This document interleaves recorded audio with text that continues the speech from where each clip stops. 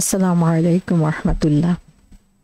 আল্লাহ সুবহান তাআলা কোরআন মাজিদের বিভিন্ন সূরাতে আমাদের জন্য অনেকগুলো দোয়া রেখে দিয়েছেন, যেগুলো তিনি উপস্থাপন করেছেন বিভিন্ন নবী রাসূলদের মাধ্যমে অথবা তার পছন্দনীয় বান্দাদের মাধ্যমে, যে তাদের দোয়া আল্লাহ সুবহানাহু ওয়া তাআলার পছন্দ হয়েছিল এবং সে কারণে তিনি সেটাকে কোরআনে স্থান দিয়েছেন। আবার কোথাও আল্লাহ সুবহানাহু ওয়া তাআলা সেই দোয়াগুলোকে দিয়েছেন এমনভাবে যেন তিনি আমাদেরকে শিখাচ্ছেন যে এভাবেই আল্লাহ সুবহানাহু ওয়া তাআলার কাছে চাইতে হবে। কোরআন মাজিদে এ ধরনের অনেক দোয়া রয়েছে এবং একটা উল্লেখযোগ্য অংশ আমরা দেখতে পাই যে সূরা আল ইমরানের মধ্যে রয়েছে। এবারের রমাদানে আমরা ইনশাআল্লাহ ফোকাস করব সূরা ইমরানের দেওয়া কয়েকটা দোয়ার উপরে এবং এর মাধ্যমে আমরা ইনশাআল্লাহ আল্লাহ সুবহানাহু ওয়া তাআলার কাছে কিভাবে চাইতে হয় এবং প্রত্যেকটা দোয়ার পিছনে কি শিক্ষা রয়েছে, কেন আল্লাহ সুবহানাহু ওয়া তাআলা এভাবে চাইতে বলেছেন, সেটা আমরা জেনে নিব ইনশাআল্লাহ। প্রথমে আমরা যে দোয়াটা নিয়ে আলোচনা করব সেই দোয়াটা এসেছে সূরা আল ইমরানের ৮ নম্বর আয়াতে এবং এটি হচ্ছে সূরা ইমরানের প্রথম দোয়া, যে দোয়াটা আমাদের অনেকেরই অনেক পরিচিত, যেটা আমরা প্রায়ই পড়ে থাকি, অনেকেই হয়তো বা মুখস্থ করেছি। আজকে আমরা জানব এই দোয়াটার অর্থ কি এবং এর অন্তর্গত যে ভাব রয়েছে, আল্লাহ সুবহানাহু ওয়া তাআলা এর মাধ্যমে আমাদেরকে যা কিছু শিখাতে চেয়েছেন সেই ব্যাপারে আমরা ইনশাআল্লাহ আলোচনা করব এবং চিন্তা ভাবনা করব। সেই দোয়াটি হচ্ছে আউযু বিল্লাহি মিনাশ শাইতানির রাজিম, রব্বানা লা তুজিগ কুলুবানা বা'দা ইয হাদাইতানা ওয়া হাব লানা মিন লাদুনকা রাহমাত ইন্নাকা আনতাল ওয়াহ্হাব। হে আমাদের পালনকর্তা, সরল পথ প্রদর্শনের পর তুমি আমাদের অন্তরকে সত্য লঙ্ঘনে প্রবৃত্ত করো না এবং তোমার নিকট থেকে আমাদেরকে অনুগ্রহ দান করো এবং তুমি সবকিছুর দাতা।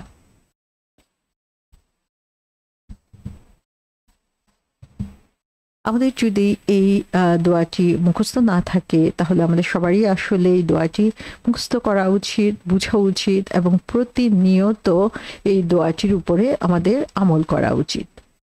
এই যে ৮ নম্বর আয়াতে আল্লাহ সুবহানাহু ওয়া তাআলা যে কথাটি বলেছেন সেটা বোঝার জন্য আমরা একটু পিছনে যাব। সেটা হচ্ছে সূরা ইমরানের ৭ নম্বর আয়াত। সেখানে আল্লাহ সুবহানাহু ওয়া তাআলা বলছেন তিনি আপনার প্রতি কিতাব নাজিল করেছেন, তাতে কিছু আয়াত সুস্পষ্ট, সেগুলোই কিতাবের আসল অংশ আর অন্যগুলো রূপক। সুতরাং যাদের অন্তরে কুটিলতা রয়েছে তারা অনুসরণ করে ফিতনা বিস্তার এবং অপব্যাখ্যার উদ্দেশ্যে তন্মধ্যকার রূপকগুলোর, আর সেগুলোর ব্যাখ্যা আল্লাহ ব্যতীত কেউ জানে না। আর যারা জ্ঞানী সুগভীর তারা বলেন আমরা এর প্রতি ঈমান এনেছি, এই সবই আমাদের পালনকর্তার পক্ষ থেকে অবতীর্ণ হয়েছে, আর বোধশক্তি সম্পন্নরা ছাড়া অপর কেউ শিক্ষা গ্রহণ করে না। তাহলে এখানে আমরা দেখি যে আল্লাহ সুবহানাহু ওয়া তাআলা বেসিক কিছু জিনিস আমাদেরকে বলেছেন। একটা হচ্ছে যে আল্লাহ সুবহানাহু ওয়া তাআলা যে কিতাব আমাদের উপর নাজিল করেছেন, অবশ্যই এখানে আল কোরআনের কথা বলা হয়েছে। এই আল কোরআনের মধ্যে কিছু আয়াত হচ্ছে সুস্পষ্ট, এটাকে বলা হচ্ছে মুহকামাত। মুহকামাত মানে হচ্ছে সুস্পষ্ট আয়াত, এবং আল্লাহ সুবহানাহু ওয়া তাআলা বলছেন যে কোরআনের মূল কথা আমি এই মুহকামাতের মধ্যেই পাবো। এটাই হচ্ছে কোরআনের মূল অংশ, যে জিনিসগুলো আমাদেরকে জানতে হবে এবং এগুলোর উপর আমাদেরকে ফোকাস করতে হবে। আবার কিছু আয়াত আছে যেগুলোকে বলা হচ্ছে মুতাশাবিহাত। মুতাশাবিহাত হচ্ছে সেই আয়াতগুলো যেগুলো অর্থ আমরা আসলে ক্লিয়ারলি জানি না। যেমন হচ্ছে আমরা দেখি যে আলিফ লাম মিম এভাবে শুরু করা হয়েছে, সো এর অর্থ কি এটা আমরা জানি না, এটা শুধু আল্লাহ সুবহানাহু ওয়া তাআলা জানেন। সো এরকম কিছু আয়াত রয়েছে যে আয়াতগুলোর অর্থ আল্লাহ সুবহানাহু ওয়া তাআলা বলেননি আমাদেরকে, রাসূল সাল্লাল্লাহু আলাইহি ওয়াসাল্লাম আমাদেরকে শিখান নাই। সো সেই জিনিসগুলো আল্লাহ সুবহানাহু ওয়া তাআলা বলছেন মুতাশাবিহাত এবং এগুলো হচ্ছে রূপক। এখানে আল্লাহ সুবহানাহু ওয়া তাআলা আরেকটা জিনিস আমাদেরকে জানিয়ে দিচ্ছেন, যেটা আমরা দেখি যে ফাআম্মাল্লাযীনা ফি কুলুবিহিম যায়গ, যে এখানে আল্লাহ বলছেন যে যাদের অন্তরে জায়গ রয়েছে, যাদের অন্তরে অসুখ রয়েছে, কুটিলতা রয়েছে, তারা কি করে, তারা হচ্ছে এই মুতাশাবিহাত আয়াতগুলোর উপরই লেগে থাকে এবং এর মাধ্যমে আসলে তারা ফিতনা অপব্যাখ্যা এগুলো ছড়ায়। তো আল্লাহ সুবহানাহু ওয়া তাআলা বলছেন যে যাদের অন্তরে জায়গ রয়েছে, কুটিলতা রয়েছে, বক্রতা রয়েছে, তারা মুতাশাবিহাতের পেছনে ঘুরে, অথচ মুতাশাবিহাত হচ্ছে গুটি কয়েক আয়া, আর বাকি সব আয়াতই হচ্ছে মুহকামাত। এবং সেজন্য আল্লাহ বলছেন যে যাদের আসলে সত্যিকারের জ্ঞান রয়েছে তারা বলে যে এই মুতাশাবিহাতে অর্থ আমরা জানি না, কিন্তু আমরা এর প্রতি ঈমান এনেছি, কারণ এটা আল্লাহ সুবহানাহু ওয়া তাআলার পক্ষ থেকে, আমাদের রবের পক্ষ থেকে এসেছে। এবং আল্লাহ এখানে আমাদেরকে আরো মনে করিয়ে দিচ্ছেন যে এই যে শিক্ষা আল্লাহ সুবহানাহু ওয়া তাআলা দিয়েছেন, এই শিক্ষাটা তাদের জন্যই কার্যকর যারা হচ্ছে উলুল আলবাব। সো এখানে আমরা দেখি যে আসলে সঠিক জ্ঞানের অভাব যদি থাকে তাহলে দেখা যায় সে যত পায়াসই হোক না কেন, যত ভালোই হোক না কেন, তার হচ্ছে ভুল পথে চলে যাওয়ার সম্ভাবনা থেকেই যায়। এবং আমাদের জন্য এটা একটা সতর্কবাণী যে never take your faith granted, যে আজকে আমার ঈমান আছে, সেই ঈমানটা যে একই রকম অবিচল থাকবে সেটা আমরা কখনোই আসলে গ্যারান্টি দিয়ে বলতে পারি না। তার সবচেয়ে বড় এক্সাম্পল হচ্ছে ইবলিস। আমরা জানি যে ইবলিস ছিল জিনদের অন্তর্ভুক্ত, কিন্তু তার অবস্থান ছিল ফেরেশতাদের কাতারে। সে ফেরেশতাদের সাথে আল্লাহ সুবহানাহু ওয়া তাআলার ইবাদত করত, কারণ সে এত বেশি ইবাদত করেছিল যে আল্লাহ সুবহানাহু ওয়া তাআলা তাকে প্রমোশন দিয়ে ফেরেশতাদের কাতারে নিয়ে এসেছিলেন। কিন্তু সেই ইবলিসই দেখা গেল যে আল্লাহ সুবহানাহু ওয়া তাআলার নির্দেশ অমান্য করলো, কারণ হচ্ছে শুধু ইবাদতই তাকে রক্ষা করতে পারে নাই, তার সুস্পষ্ট জ্ঞান না থাকাতে। এবং সেই জ্ঞানটা ছিল যে কোনো বিষয়ে আল্লাহ সুবহানাহু ওয়া তাআলার উপরে আস্থা রাখা, বিশ্বাস রাখা এবং তার নির্দেশ পালন করা। তো এখানে আমরা দেখছি যে এই জিনিসটা আমাদেরকে বিশেষভাবে মনে রাখতে হবে যে আমি কোরআন মেমোরাইজ করেছি, কোরআন সম্পর্কে জানি, অথবা আমি অনেক নামাজ পড়ি, এটুকু বললেই কিন্তু হবে না। আমাদের ঈমানকে মজবুত করতে হবে, এবং ঈমানের মজবুতির একটা পরিপূর্ণ লক্ষণ হচ্ছে যে সুগভীর জ্ঞান থাকা। যাদের হচ্ছে সুস্পষ্ট জ্ঞান থাকবে এই কোরআন সম্পর্কে, যে শুধু কোরআনকে মুখস্থ করলেই হবে না, কোরআনকে পড়লেই হবে না, কোরআনকে খতম দিলেই হবে না, বরং এই কোরআনের যে মুহকামাত আয়াতগুলো রয়েছে, সুস্পষ্ট আয়াতগুলো রয়েছে, সেগুলো জানতে হবে, বুঝতে হবে, অনুসরণ করতে হবে। তাহলেই হচ্ছে ঈমানের পথে আমরা টিকে থাকতে পারবো। এখানে আমি কুলুবিহিম জায়গ এই শব্দটাকে আমি হচ্ছে এখানে হাইলাইট করেছি, আপনারা দেখতে পেয়েছেন। এবং এখানে শেষের দিকে যে কথাটা বলা হয়েছে যে উলুল আলবাব, এই দুইটা শব্দ আবারও আমাদের সামনে আসবে। সো এই দুইটা শব্দের উপরে আমি ফোকাস করেছি, যেন হচ্ছে আমরা পরবর্তীতে ধরতে পারি যে ইমরানের 7 নম্বর আয়াতে আল্লাহ সুবহানাহু ওয়া তাআলা যে কথাগুলো বলেছেন সেই কথাগুলো কিভাবে কানেক্টেড পরবর্তী আয়াতের সাথে।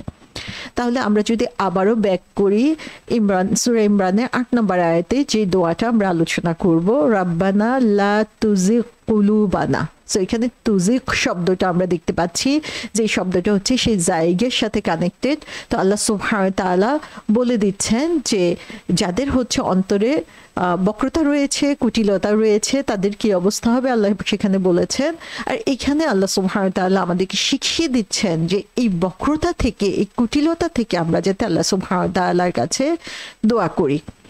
এর আগের 7 নম্বর আয়াতে আল্লাহ সুবহানাহু ওয়া তাআলা বলে দিয়েছেন যে যাদের হচ্ছে সুগভীর জ্ঞান রয়েছে, সেই সুগভীর জ্ঞানের অধিকারী হওয়ার কারণেই, সেই জ্ঞান থাকার কারণেই তারা বুঝতে পেরেছে যে তাদের করণীয় কি, এবং সেই এক্সেলেন্ট নলেজের জন্য তারা অহংকারী হয় না ইবলিসের মতো, বরং অহংকারী না হয়ে তারা কি করেছে, আল্লাহ সুবহানাহু ওয়া তাআলার কাছে ফিরে এসেছে এবং তার সামনে তারা দোয়া করছে যে আমার অনেক জ্ঞান আছে, আমি অনেক ইবাদত করি, আমি রাতভর তাহাজ্জুদের নামাজ পড়ি, আমি অনেক ভালো কাজ করি, সেটার জন্য সে গর্ব অনুভব না করে বরং সে আল্লাহর কাছে দোয়া করছে। সে পায়াস সঠিক জ্ঞানের মানুষটাই আল্লাহ সুবহানাহু ওয়া তাআলার কাছে এখন দোয়া করছে, রাব্বানা লা তুজিগ কুলুবানা।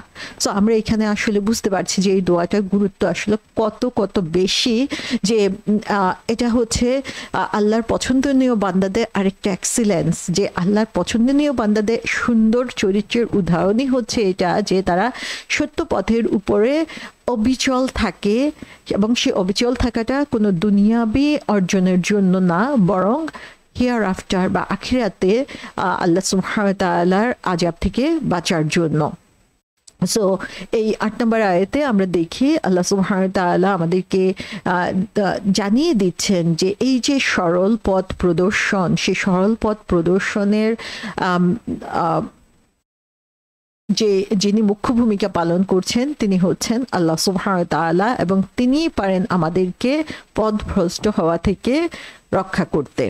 আল্লাহ যদি চান কাউকে পথ দেখাতে, তাহলে আল্লাহ সুবহানাহু ওয়া তাআলা তার অন্তরকে সেদিকে ধাবিত করে দেন। তার অন্তর বুঝতে পারে কোনটা ভালো কোনটা মন্দ, এবং তিনি যদি মনে করেন যে কেউ পথভ্রষ্ট হবে, তাহলে সত্য পথ থেকে তার মন ডেভিয়েটেড হয়ে যায়। তো আমাদের জন্য এই দোয়াটা আসলে খুবই গুরুত্বপূর্ণ। আমাদের অন্তরটা হচ্ছে একদম এমন ভালনারেবল অবস্থার মধ্যে রয়েছে, যেমন কচু পাতার উপরে পানি যেমন টলটলায়মান থাকে, সেটার কোনো স্থায়িত্ব নাই, সেরকম অবস্থা হচ্ছে আমাদের অন্তরের, যে এটা হচ্ছে সবসময়ই হচ্ছে দোদুল্যমান অবস্থার মধ্যে রয়েছে, এবং কখনোই আমরা আসলে পরিতৃপ্ত হওয়ার বা কখনোই আমাদের ফুললি স্যাটিসফাইড হওয়ার সুযোগ নাই যে হ্যাঁ আমি ঈমান এনেছি, আমি নামাজ পড়েছি বা আমি মুসলিম হয়েছি। কারণ যে কোনো সময় আমার ঈমানের এই পরিবর্তন ঘটতে পারে, এবং সে কারণেই হচ্ছে আল্লাহ সুবহানাহু ওয়া তাআলার কাছে এই দোয়াটা আমাদেরকে করতে হবে। তাহলে দোয়াটা কি বলছেন? আল্লাহ বলছেন যে আমরা বলছি যে রাব্বানা, যে হে আমাদের রব। সো রব্বানা, আমরা দেখি যে কোরআনে অনেক দোয়া রব্বানা শব্দটা দিয়ে শুরু হয়েছে, এবং এই রব্বানার মধ্যেই হচ্ছে অনেক ভালোবাসা এবং অনেক নির্ভরতা রয়ে গিয়েছে। রব মানে হচ্ছেন তিনি যিনি হচ্ছেন আমার সমস্ত কিছুর দায়িত্বে রয়েছেন, আমার সৃষ্টি, আমার বর্ধন, আমার লালন পালন, আমার প্রশিক্ষণ, আমার বেড়ে ওঠা, পূর্ণ মানুষ হওয়া, পূর্ণ মুসলিম হওয়া, সঠিক পথে চলা এবং আলটিমেট সফলতার দিকে এগিয়ে যাওয়া, প্রত্যেকটা জিনিসের জন্য যা কিছু দরকার সেই সমস্ত কিছু যিনি আমাদেরকে প্রোভাইড করেন তিনি হচ্ছেন রব। তো এক কথায় তার কাছে আমরা দায়বদ্ধ, এবং তাকে ছাড়া আমাদের এক মুহূর্ত চলে না। তার কাছেই হচ্ছে আমরা নিজেদেরকে সঁপে দেই, এবং তাকেই উদ্দেশ্য করে আমরা বলছি রব্বানা, আমাদের রব, আমাদের লর্ড, আমাদের মালিক, তোমার কাছে আমরা চাচ্ছি। কি চাচ্ছি? লা তুজিগ কুলুবানা, লা তুজিগ। সো তুজিগ শব্দটা এসেছে জাগা শব্দ থেকে। জাগা শব্দের অর্থ হচ্ছে, জাগা হচ্ছে জা আলিফ গাইন। জাগা শব্দের অর্থ হচ্ছে যেটা হচ্ছে স্লাইটলি কার্ভড, হচ্ছে স্লাইটলি অল্প করে তার মধ্যে বক্রতা দেখা দিয়েছে, এবং এত অল্প যে খালি চোখে অনেক সময় বোঝা যায় না, বা একজন খুব গভীরভাবে না তাকালে সেই জিনিসটা সে বুঝতে পারে না। সো আল্লাহ এখানে জাগা শব্দটা বলার মাধ্যমে বোঝানো হচ্ছে যে এটা হচ্ছে ন্যাচারাল যে রুট বা যে রাস্তা সাধারণভাবে চলে যাওয়ার কথা, সেই রাস্তা থেকে একটুখানি সরে গিয়েছে। তো খুবই সামান্যভাবে সরে যাওয়া, এবং সেই সরে যাওয়াটাকেই হচ্ছে জাগা বলা হচ্ছে। যেমন আমরা দেখি যে যখন নতুন দাঁত উঠে অনেক সময় দাঁতটা একটু আঁকা বাঁকা হয়ে ওঠে, এর অরিজিনাল যে প্লেসটাতে এটা উঠার কথা সেই জায়গায় উঠে না, সে একটু বাঁকা হয়ে ওঠে। এই বাঁকা দাঁতটার সাথেও হচ্ছে এই জাগা শব্দটা দিয়ে প্রকাশ করা হয়। যেমন আমরা জিগজ্যাগ শব্দটার সাথে পরিচিত আছি, তো জাগার সাথে হচ্ছে এই জিগজ্যাগ শব্দটারও মিল রয়েছে। এবং এই জাগা শব্দটা ব্যবহার করা হয় হচ্ছে যারা হচ্ছে কবর খুঁড়ে তাদের জন্য। সো আমরা জানি যে কবর কিরকম খুঁড়তে হয়, একটা রেক্ট্যাঙ্গেল শেপ, রাইট, যে চার কোনা হবে, দুইটা বাহু হবে প্যারালাল, মানে প্যারালালি দুইটা বাহু থাকবে দুই দিকেই, এবং প্যারালাল বলতে বোঝাচ্ছে যে স্ট্রেইট লাইন যাওয়ার কথা। কিন্তু যে আসলে কবর খুঁড়ে, সে যখন কবর খুঁড়তে থাকে তখন তার ট্র্যাক রাখাটা খুব মুশকিল যে এটা একটি স্ট্রেইট লাইন হচ্ছে কিনা। সো দেখা যায় যে কখনো কখনো এটা একটু বাঁকা হয়ে যেতে পারে, কখনো এটা প্যারালাল, ম্যাক্সিমাম সময়ে যেটা হয় যে প্যারালাল হয় না, একটু বাঁকা হয়ে যায় লাইনগুলা, এবং তখন সেটাকে জাইগ বলা হয়ে থাকে। সো এখানে আমরা দেখি যে যেহেতু এটা একদম এক্সাক্ট লাইন যেটা সেটা ফলো করছে না, সে কারণে সেটাকে জাইগ বলা হচ্ছে। সো এখানে এই তুজিক শব্দটা দিয়ে আল্লাহ আমাদেরকে যে জিনিসটা বুঝাচ্ছেন, সে একজন মানুষের কথা আমরা চিন্তা করতে পারি যার হচ্ছে সোজা রাস্তায় চলে যাওয়ার কথা, কিন্তু যেতে যেতে দেখা যায় অনেক সময় আমাদের পা হয়তো বা একটু এদিক সেদিক হয়ে গেল, তখন একদম সোজা না যেয়ে একদিকে সে ঝুঁকে গেল এবং সেই একদিকেই তখন সে চলতে থাকলো। সো এটাই হচ্ছে জাগা। সো এর মানে এটা যে এটা একটা 90 ডিগ্রি অ্যাঙ্গেল হবে না যে আমি এক রাস্তায় চলছিলাম সেখান থেকে একদম ডেভিয়েটেড হয়ে অন্যদিকে চলে গিয়েছি, বরং সেই রাস্তাটা হচ্ছে সেই মানুষটা যখন যাচ্ছে কিন্তু একটু বাঁকা হয়ে তখন আস্তে আস্তে সোজা রাস্তা থেকে একটু বাঁকা হয়ে সামনের দিকে চলে যাচ্ছে, তখন তাকে বলা হচ্ছে জাইগ।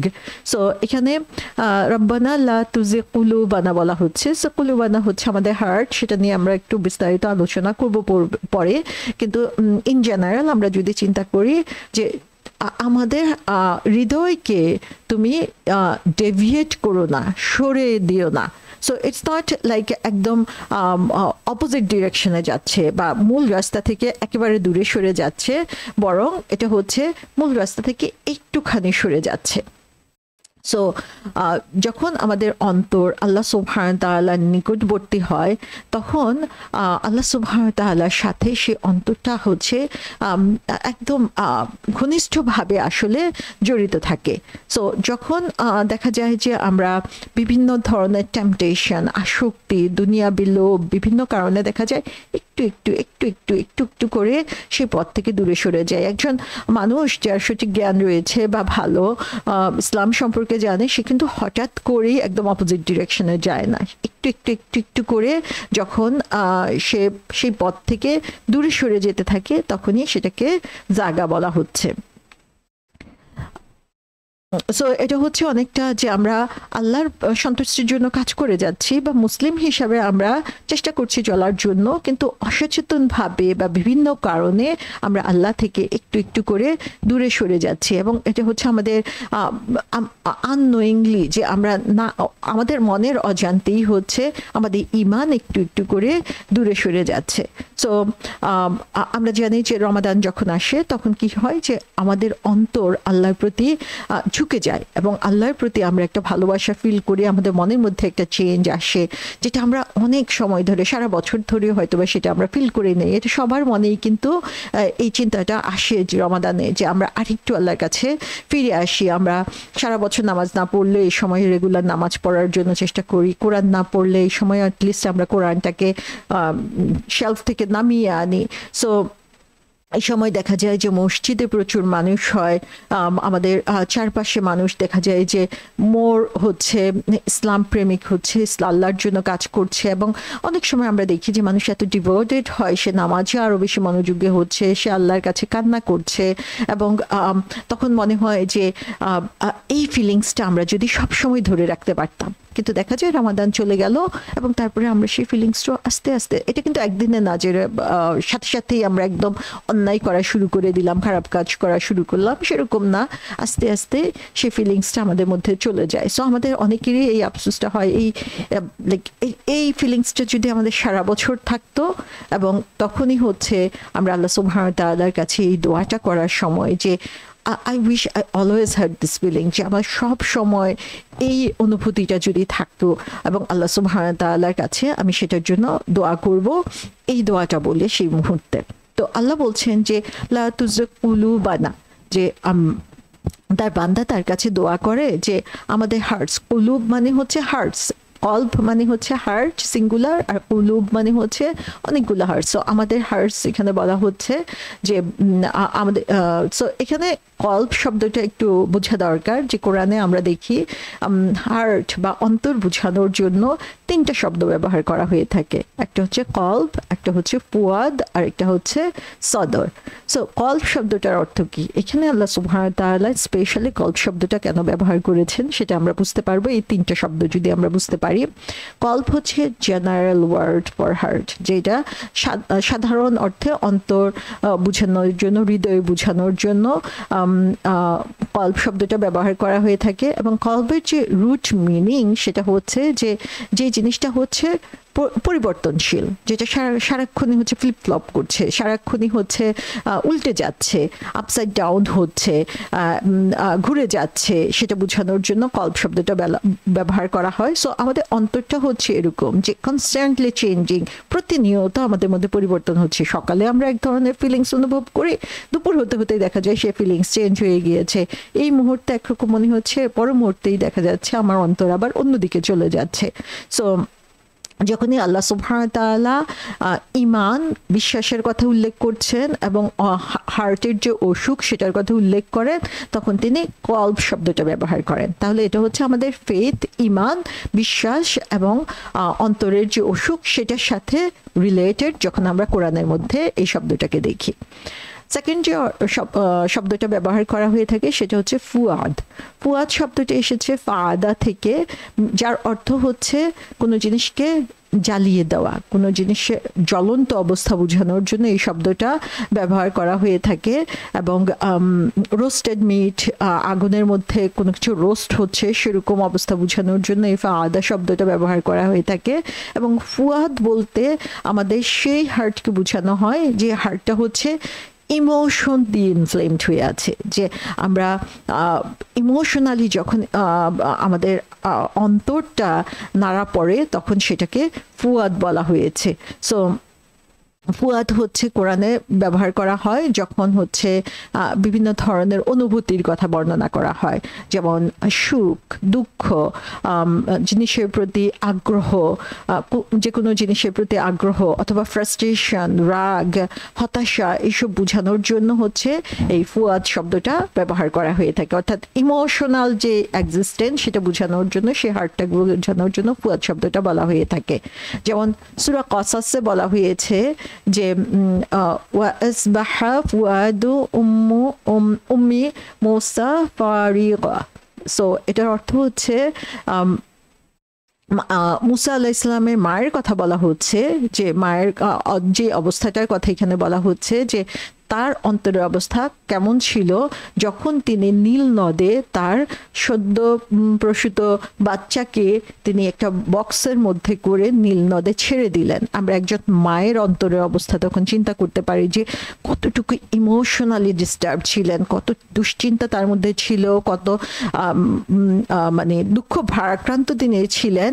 সেই অবস্থার কথা যখন বোঝানো হচ্ছে তখন বলা হচ্ছে যে তার যে অন্তর, ফুয়াদের কথা বলা হচ্ছে, সে ফুয়াদ হচ্ছে ফারিগা হয়ে গেল। ফারিগা মানে হচ্ছে এমটি, শূন্য। একজন মাই শুধু বুঝতে পারে এই ফিলিংসটার কথা, যে তখন তার কেমন মনে হয়েছে যে সবকিছু খালি হয়ে গেল তার ভিতর থেকে। সো এই ইমোশনাল স্টেটটা বোঝানোর জন্য আল্লাহ সুবহানাহু ওয়া তাআলা ঠিক এই মুহূর্তে মুসা আলাইহিস সালামের মায়ের অন্তরের অবস্থা বোঝানোর জন্য ফুয়াদ বলেছেন। আবার আমরা দেখি যে 28 নম্বর সূরার 10 নম্বর আয়াতে প্রথম অংশে তিনি এই কথাটা বলেছেন। তারপরের অংশে তিনি আবার বলেছেন যে ইনকাদাত লাবতুবদি বিহি লাউলা রাবাতনা আলা কালবিহা। সো এইখানে আমরা দেখি তার অন্তরকে বোঝানোর জন্য আবার শেষের অংশে এসে কালব শব্দটা বলা হয়েছে। সো এটা কখন, যে তিনি হচ্ছেন মানে এত কঠিন একটা অবস্থার মধ্যে ছিলেন যে অলমোস্ট হচ্ছে তার বাক্সটা কার সেটা তিনি বলে দিচ্ছিলেন, বা সেই জিনিসটা মানে ধরে রাখতে পারছিল না যে তার সন্তান সেখানে আছে, সেই অনুভূতিটা।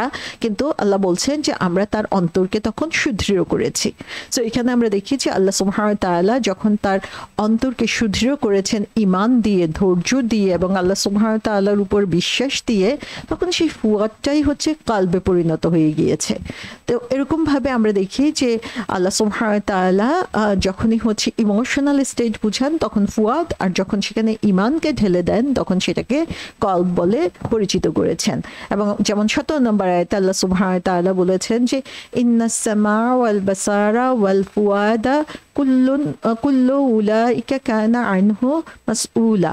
17 নম্বর সূরার 36 নম্বর আয়াতে যে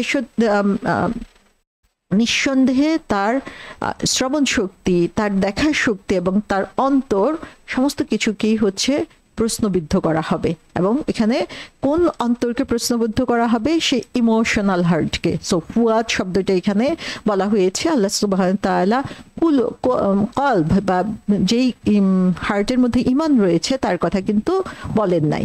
সো এই ইমোশনাল স্টেট যাদের মধ্যে রয়েছে, যে হার্টের মধ্যে রয়েছে, যে হার্ট ইমোশনাল স্টেটে থাকে তখন সেটাকে ফুয়াদ বলা হচ্ছে। তারপরে আসে সদর। সদর শব্দটার অর্থ হচ্ছে চেস্ট বা বুক বোঝানো হয়ে থাকে। সো আল্লাহ সুবহানাহু ওয়া তাআলা হচ্ছে যখন কোনো জিনিসের মোটিভ বা লক্ষ্য বোঝানোর জন্য বা সেখানে হচ্ছে গোপন কিছু আছে বোঝানোর জন্য ব্যবহার করেন সেই অন্তরটাকে, তখন তিনি বলেন হচ্ছে সদর। মানে সদর অর্থ হচ্ছে যেমন চেস্ট বা আমাদের বুকটা কি, এটা হচ্ছে একটা ট্রেজার চেস্টের মতো আমরা চিন্তা করতে পারি, যেখানে হচ্ছে ট্রেজার চেস্ট মানে হচ্ছে যেখানে যে জিনিসগুলো অনেক দামি জিনিস সেই জিনিসগুলোকে সংরক্ষণ করা হয়। সো আল্লাহ সুবহানাহু ওয়া তাআলা আমাদের এই বুকটাকেও সেই ট্রেজার চেস্টের সাথে তুলনা করছেন, যে এখানে কোনো জিনিস হচ্ছে লুকায়িত অবস্থায় রয়েছে। যেমন একটা দামি জিনিসকে লুকিয়ে রাখা হয়, তেমনিভাবে আমাদের অন্তরটা হচ্ছে এই বুক চেস্টের মধ্যে, বুকের মধ্যে হচ্ছে লুকানো রয়েছে। 114 নম্বর সূরা, সেটা হচ্ছে সূরা আন-নাস। সেই সূরাতে আমরা কি বলি সবসময়? আল্লাযী ইউওয়াসওয়িসু ফি সুদুরিন নাস। এখানে সদর শব্দটা ব্যবহার করা হয়েছে, যে সদরটা বলা হচ্ছে যে যখন হচ্ছে শয়তান তার মধ্যে হুইসপার করে, তার অন্তরে হুইসপার করে, মানুষের অন্তরে যখন হুইসপার করে, অসওয়াসা দেয়, তখন সেটাকে সদর বলা হচ্ছে। সো শয়তান আসলে আমাদের কলবের মধ্যে অসওয়াসা দিতে পারে না, কারণ কলব হচ্ছে ইমানে ভরপুর, কলবের মধ্যে ইমান রয়েছে, বরং সে হচ্ছে আমাদের সদরের মধ্যে অসওয়াসা দিয়ে থাকে। সো এখানে আমরা দেখি যে আল্লাহ সুবহানাহু ওয়া তাআলা যখন কলব শব্দটি ইউজ করেন তখন এটা হচ্ছে ইমানের সাথে সংশ্লিষ্ট হয়ে চলে আসে, এবং এই ইমানটা হচ্ছে অনেকটা দুর্গের মতো, এবং সেই দুর্গ হচ্ছে আমাদের অন্তরকে সংরক্ষিত করে রাখে। এবং সেই দুর্গের মধ্যে হচ্ছে কিছু গেট রয়েছে, সেই গেটগুলো কি? সেটা হচ্ছে আমাদের চোখ, সেটা হচ্ছে আমাদের জিহ্বা, আমাদের কান, আমাদের হাত, এগুলো হচ্ছে ওপেনিং সেই দুর্গের মধ্যে। তো শয়তান কি করে? শয়তান হচ্ছে আমাদের এই দুর্গের আউটসাইডে অবস্থান করতে থাকে, যে যার অন্তরে ঈমান রয়েছে তাকে সে বাইরে থেকে অসওয়াসা দিতে থাকবে যখন হচ্ছে যে সে কোনো ওপেনিং পাবে। সো আল্লাহ সুবহানাহু ওয়া তাআলা আমাদের কলবটাকে সংরক্ষিত করে রেখেছেন, কিন্তু আমরা যদি সেই ওপেনিংগুলোকে ছেড়ে দেই শয়তানের জন্য, তখনই সেই জিনিসটা হচ্ছে আমাদের জন্য সে অসতর্ক মুহূর্তে শয়তান সেখানে ঢুকে যায় এবং আমাদের জন্য সেটা ক্ষতির কারণ হয়ে যায়। সো এখানে আমরা দেখি যে আল্লাহ সুবহানাহু ওয়া তাআলার প্রজ্ঞা এবং উইজডম, যে তিনি কিভাবে শব্দ সিলেক্ট করেছেন এবং প্রত্যেকটা শব্দ হচ্ছে আমাদের জন্য গুরুত্বপূর্ণ। এখানে রব্বানা লা তুজিগ কুলুবানা, যে আমাদের অন্তরের কথা বলা হচ্ছে, যে অন্তরের মধ্যে ঈমান রয়েছে সে অন্তরটাকে তুমি তার মধ্যে কোনো বক্রতা এনে দিও না, সেটার মধ্যে কোনো ডেভিয়েশন এনে দিও না। এখানে আমরা দেখি যে রাসূল সাল্লাল্লাহু আলাইহি সাল্লাম বলেছেন যে নিঃসন্দেহে আদম সন্তানদের, প্রত্যেক আদম সন্তানেরই অন্তরটা হচ্ছে বিটুইন টু ফিঙ্গার্স অফ আল্লাহ সুবহানাহু ওয়া তাআলা as one heart, যে আল্লাহ সুবহানাহু ওয়া তাআলার হাতের 2 আঙ্গুলের মাঝে যেন অন্তরটা রয়েছে। সো আল্লাহ সুবহানাহু ওয়া তাআলা যেদিকে চান সেটাকে সেদিকেই পরিচালিত করেন। তারপরে রাসূল সাল্লাল্লাহু আলাইহি সাল্লাম দোয়া করেছেন যে ইয়া মুকাল্লিবাল কুলব সাব্বিত কলবি আলা দীনিক, এবং তিনি প্রতিনিয়ত এই দোয়াটা করতে থাকতেন। সো এই 8 নম্বর আয়াতে আমরা দেখি যে আল্লাহ সুবহানাহু ওয়া তাআলা আমাদেরকে দেখিয়ে দিয়েছেন যে এই যে সঠিক পথের নির্দেশ, এবং আল্লাহ সুবহানাহু ওয়া তাআলার নির্দেশের বাইরে যে কাজ করা, এই সমস্ত কিছু হচ্ছে আল্লাহ সুবহানাহু ওয়া তাআলা কন্ট্রোল করছেন। এবং এই কন্ট্রোলটা হবে তখনই যে আল্লাহ সুবহানাহু ওয়া তাআলা আমাদের অন্তরটাকে কন্ট্রোল করছেন, কিন্তু এই অন্তরটা আমরা কিভাবে পরিচালিত করব, মডিফাই কিভাবে হবে, সেটা আবার আমরা সেটার ইন্ধন জুগিয়ে দিচ্ছি।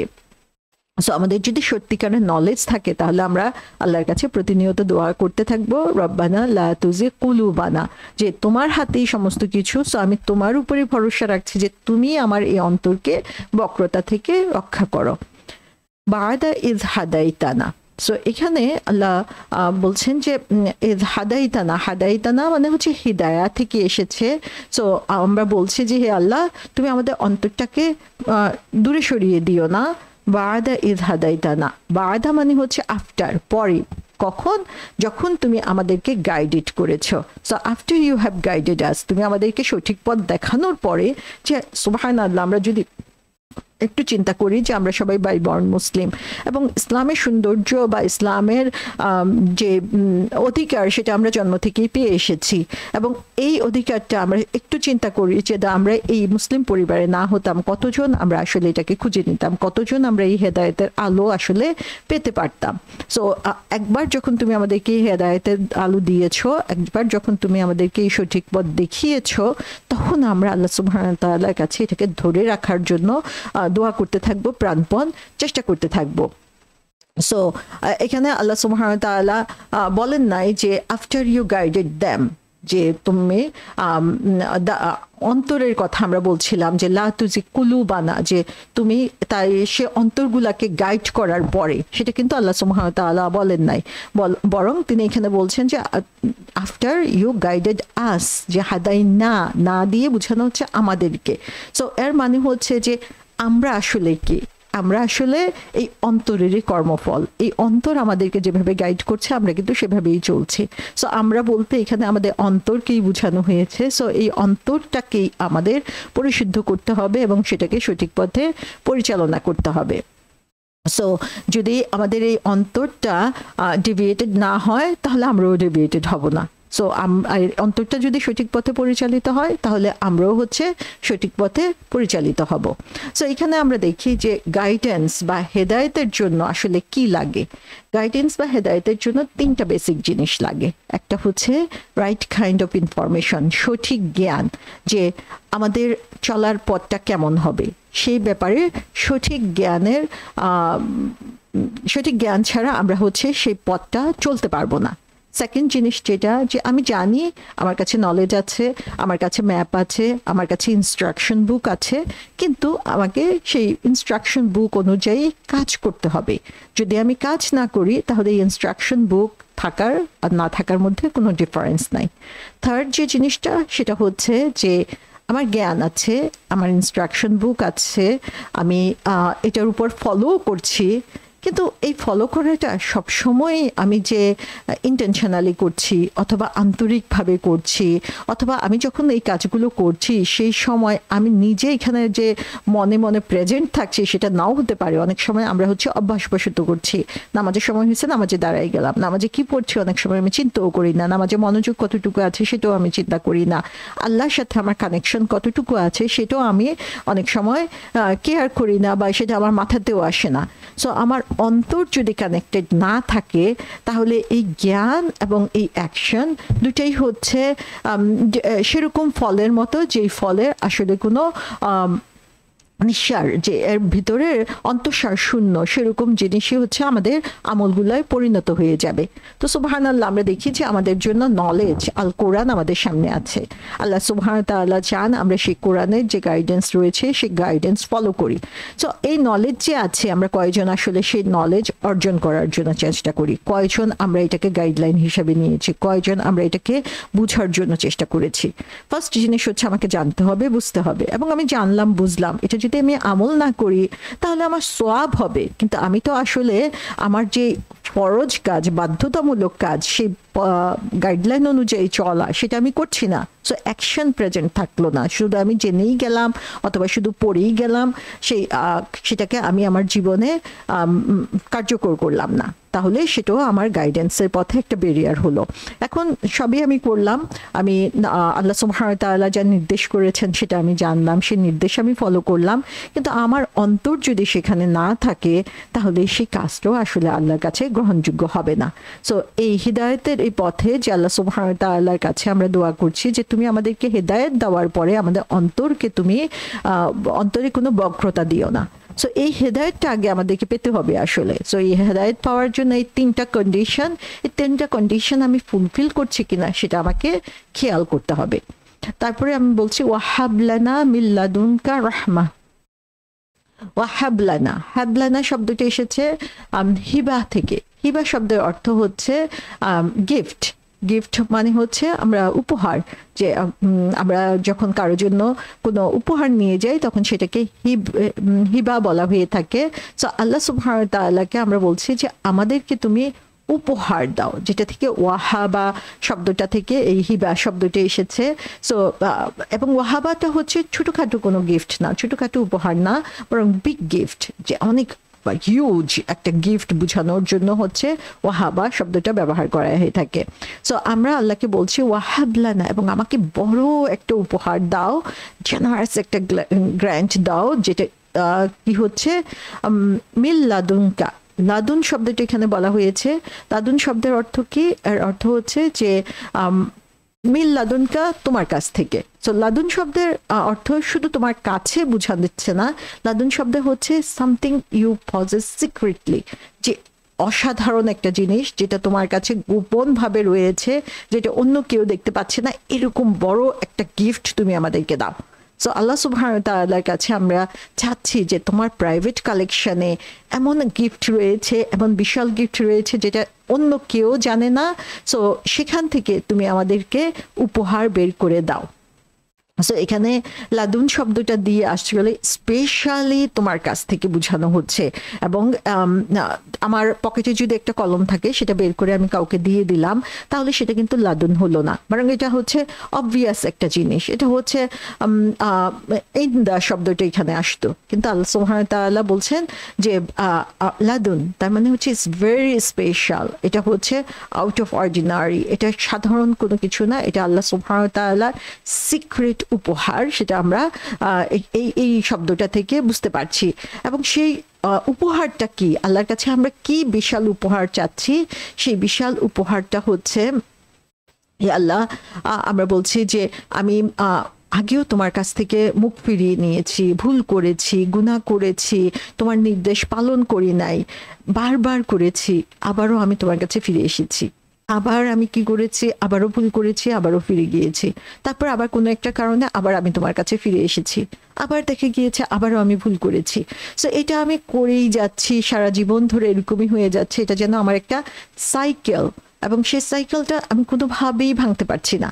তো আমি আল্লাহ সুবহানাহু ওয়া তাআলার কাছে চাচ্ছি যে তুমি আমাকে তোমার স্পেশাল ট্রেজার বক্স থেকে তুমি আমাকে এই গিফট দাও, যে এটা যেন আর না হয়, এবং আমি যাতে হচ্ছে তুমি আমাকে এমন সিক্রেট একটা উইপন দাও, সিক্রেট একটা উপহার দাও, যে জিনিসটা হচ্ছে আমার এই সাইকেলটাকে ব্রেক করবে, এবং আমি কন্টিনিউয়াসলি তোমার দিকে ফিরে আসবো, আর কখনো তোমার কাছ থেকে আমার অন্তরটা দূরে সরে যাবে না।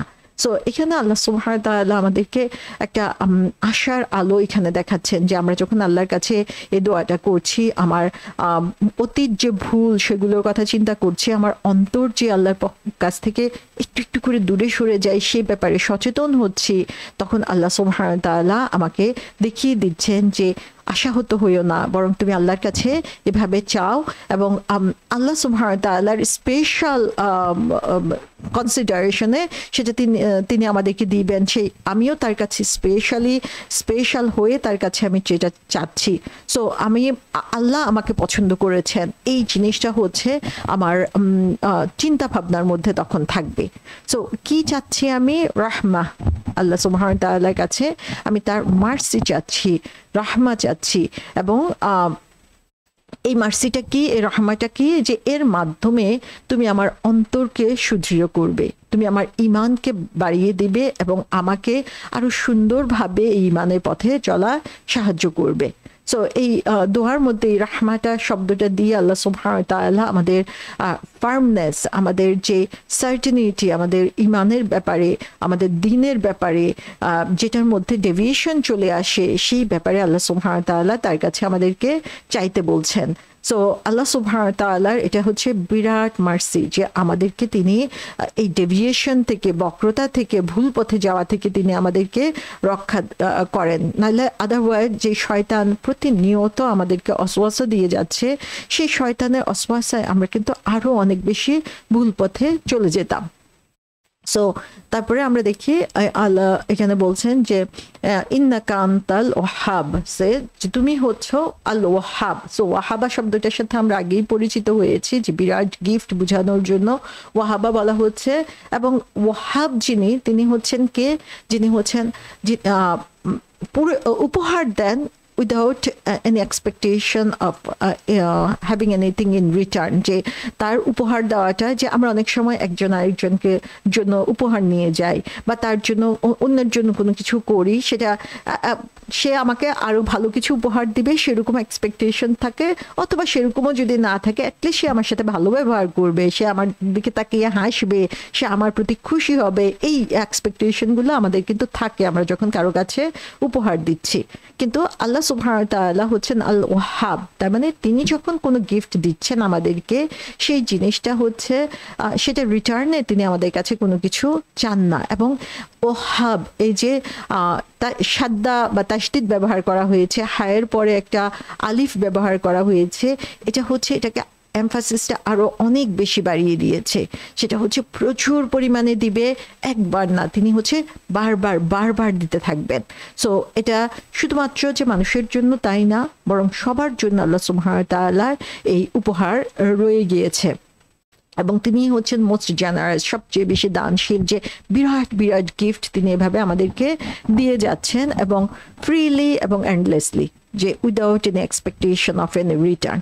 তাহলে আল ওয়াহাব হচ্ছেন তিনি। এবং আমরা বলছি যে ইন্নাকা আনতাল ওয়াহাব, নিশ্চয়ই নিশ্চয়ই তুমি হচ্ছে সেই আল ওয়াহাব যিনি হচ্ছেন এভাবে দান করো।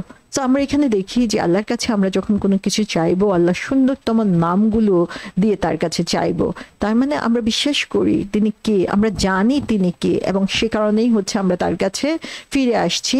এবং আমরা বলছি যে হ্যাঁ, কোনো সন্দেহ নাই যে তুমি হচ্ছে সেই রব যিনি হচ্ছে আমাদেরকে এরকম বিরাট বিরাট উপহার দিচ্ছ, প্রচুর পরিমাণে বারবার বারবার দিচ্ছ, যদিও দেখা যায় যে আমরা অনেক সময় হচ্ছে তার থেকে দূরে সরে যাই, বা কন্টিনিউয়াসলি তার পথে সরে থাকা অনেক সময় আমাদের জন্য কঠিন হয়ে যায়। সো আমি আল্লাহ সুবহানাহু ওয়া তাআলার কাছে দোয়া করছি, চাইছি, কারণ আমি বিশ্বাস করি তিনি হচ্ছেন আল ওয়াহাব, যে তিনি রিপিটেডলি দেন, একবার দিয়ে তিনি ক্ষান্ত হয়ে যান না। তো সুবহানাল্লাহ, যে একটা দোয়া আল্লাহ সুবহানাহু ওয়া তাআলা আমাদেরকে কোরআনে শিখিয়ে দিয়েছেন, যে সারা বছর এই দোয়াটা পড়ার মতো, ইভেন মোস্ট ইম্পর্টেন্টলি রামাদানে হচ্ছে আমরা আরো বেশি বেশি করে এই দোয়াটা পড়বো, যখন হচ্ছে শয়তানের ওয়াসওয়াসা থেকে আমরা নিজেদেরকে বাঁচিয়ে রাখতে পারছি, যখন শয়তানকে হচ্ছে শিকলবন্দি করে রাখা হয়েছে, সেই সময় আমরা আল্লাহ সুবহানাহু ওয়া তাআলার কাছে বেশি করে এই দোয়াটা চাইবো, যেন তিনি আমাদেরকে তার most beautiful, most precious, most loving গিফটটা তিনি আমাদেরকে দিতে থাকেন। এবং সেই গিফটটা হচ্ছে যে আমরা কখনোই হচ্ছে তার থেকে যাতে আমাদের অন্তরটা ডেভিয়েটেড হয়ে না যায়। উই হ্যাভ নো গ্যারান্টি, কখনোই আমরা এটাকে গ্যারান্টেড হিসাবে নিব না যে আমি মুসলিম আছি, আমি মুসলিম থাকতে পারবো। এরকম অসংখ্য উদাহরণ রয়েছে যারা হচ্ছে অনেক ভালো মুসলিম ছিল, কিন্তু পরবর্তীতে তারা আস্তিকে পরিণত হয়েছে।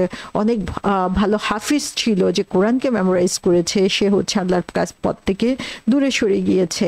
সো এটা আমরা কখনোই হচ্ছে গ্যারান্টেড ধরে নিতে পারবো না। সে কারণেই হচ্ছে আল্লাহ সুবহানাহু ওয়া তাআলার কাছে আমরা দোয়া করব, যেটা আমরা দেখি যে রাসূল সাল্লাল্লাহু আলাইহি ওয়াসাল্লাম প্রতিনিয়ত দোয়া করতেন, ইয়া মুকাল্লিবাল কুলব সাব্বিত কলবি আলা দীনিক, যে হে অন্তরসমূহের অধিকারী, তুমি আমার অন্তরকে তোমার দ্বীনের উপরে ফার্ম করে দাও, সুদৃঢ় করে দাও। সো আমাদের এই জ্ঞান অর্জন আমাদেরকে অ্যারোগেন্ট করার জন্য না, এই জ্ঞান অর্জন যেন আল্লাহর থেকে আমাদেরকে দূরে সরিয়ে না দেয়, বরং এই জ্ঞান অর্জন হচ্ছে আমরা আল্লাহ সুবহানাহু ওয়া তাআলার সন্তুষ্টির জন্য করব। এবং সে কারণেই হচ্ছে আল্লাহর কাছে আমরা প্রতিনিয়ত দোয়া করতে থাকবো, যে তিনি যাতে আমাদেরকে সঠিক পথে সুদৃঢ় রাখেন এবং তাদের মতো করে না দেন যাদের মনে হচ্ছে দুর্বলতা রয়েছে, তারা সে পথ থেকে ডেভিয়েটেড হয়ে যাচ্ছে এবং তারা হচ্ছে মুতাশাবিহাতের পিছনে প্রতিনিয়ত দৌড়াতে থাকে। এবং আমরা দেখি যে রাসূল সাল্লাল্লাহু আলাইহি ওয়াসাল্লাম আরেকটা দোয়া করতেন, সেই দোয়াটা হচ্ছে আল্লাহুম্মা মুসাররিফাল কুলুব সাররিফ কুলুবানা আলা তাআতিক, যে হে আল্লাহ কন্ট্রোলার অফ দ্য হার্টস, আমাদের অন্তরসমূহের নিয়ন্ত্রণকারী, আমাদের অন্তরকে তোমার আনুগত্যের দিকে ধাবিত করো। সো আমরা আসলে এই দোয়াগুলো পড়ছি কিনা, বা দোয়া যখন আমি পড়ছি তখন আমি আসলে বুঝছি কিনা যে আমি আল্লাহ সুবহানাহু ওয়া তাআলার কাছে এই দোয়াগুলো করছি। এবং আমরা যারা স্টুডেন্ট অফ নলেজ, যারা আসলে কোরআন সম্পর্কে জানতে বুঝার চেষ্টা করছি, তাদের জন্য এটা হচ্ছে আরো ভয়ঙ্কর একটা ব্যাপার, কারণ তাদেরকে আরো বেশি সাবধান থাকতে হবে। শয়তান তাদের উপরেই আরো বেশি কাজ করবে, এবং যে কারণে হচ্ছে এই দোয়াগুলো সঠিকভাবে বুঝে পড়া আমাদের জন্য অত্যন্ত গুরুত্বপূর্ণ। তাহলে এখানে আমরা দেখি যে একটা দোয়া থেকে আল্লাহ সুবহানাহু ওয়া তাআলা আমাদেরকে অনেকগুলো লেসন দিয়েছেন। যেমন একটা হচ্ছে আমরা যখন জ্ঞান অর্জন করি, এই জ্ঞান অর্জন যেন আমাদেরকে